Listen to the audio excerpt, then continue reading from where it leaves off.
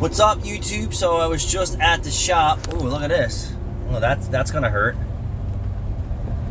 Looks like they slid right off the road. Slow down. I don't have any tools to help them. They need a tow truck. So Rachel the other day was looking up how to diagnose something because a customer said, well, why do I have to pay for a diagnosis? I already told you what was wrong with the car. So Rachel actually took it upon herself and did a little investigation on that system and the flow chart on how to diagnose that system, which was pretty in-depth.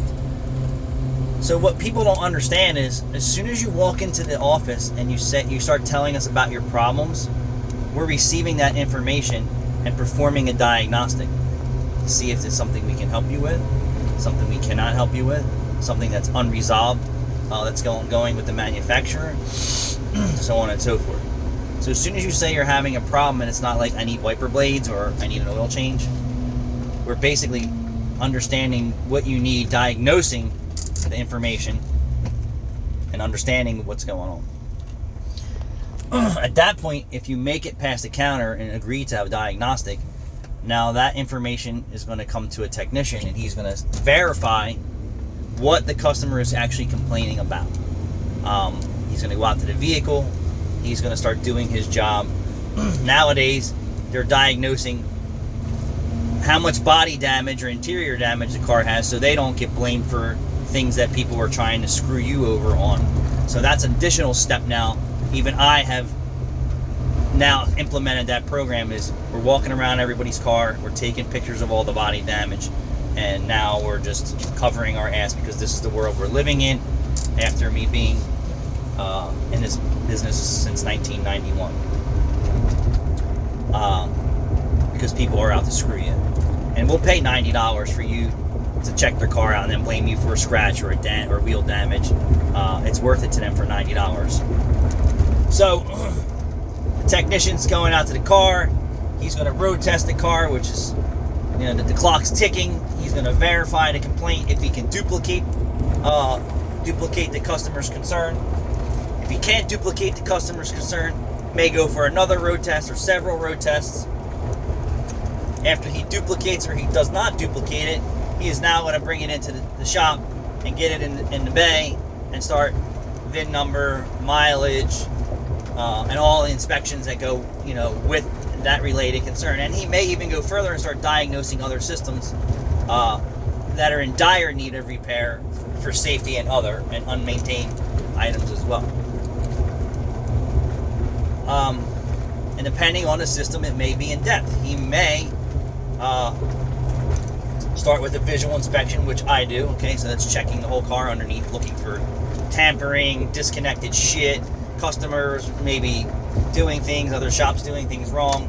Who knows what the scenario is, but at times involved in there.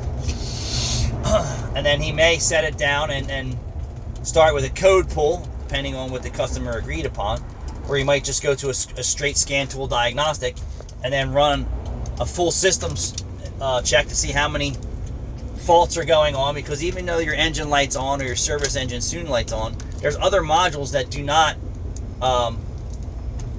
give you warnings that there's problems. It could be high-speed CAN communication issues, low-speed CAN communication issues. It could be a plethora of things and other modules in other areas wreaking havoc on the problem that you're actually there for. So once he gets the list of codes or code or whatever the case may be, or he may not have any codes, he's on a ghost ride. So then he's going to have to go in and look at TSBs and do some research online possibly. Look on the scan tool for other issues that are going on, and then once he says, oh, well, maybe this is where I'm at, then he's going to have to go back and maybe look at the car. And then he may have to go back to the service manual online and look at wiring diagrams, flow charts, on and on and on. That's even if the problem is on the surface. That doesn't even include a misfire that isn't misfiring right now. Anything. So, and then a diagnostic could actually be incomplete or inconclusive until he corrects problems in other modules actually replace the part that technically isn't failing right now, but he knows based on his experience that is a problem. So there is so much that goes into a diagnostic. There is nothing that goes really for anyone to pull a code today. There's legit nothing.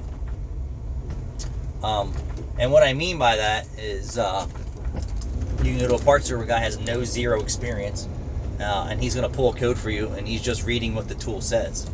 That's not real difficult. The average person can do that. But you can go to almost any store or any place online and order a $25 code reader, and think you actually are diagnosing your car, or you may or may not have enough experience to even, you may or may not have enough experience to use a code reader to diagnose a problem. And you know what? Based on my experience, I can, in some cases, diagnose a customer's problem with a code reader. But I cannot diagnose a problem with a code reader when there's multiple system failures. It's impossible. And the more advanced these vehicles get, the more knowledge, experience, and time you have to spend on research to find out what is going on with this car. So there is a lot, not including what the mechanic gets paid per hour, not including what it costs to update the software, not including what it costs to train these guys or teach these guys, and the special tools that are not free in our industry, and they are outrageous.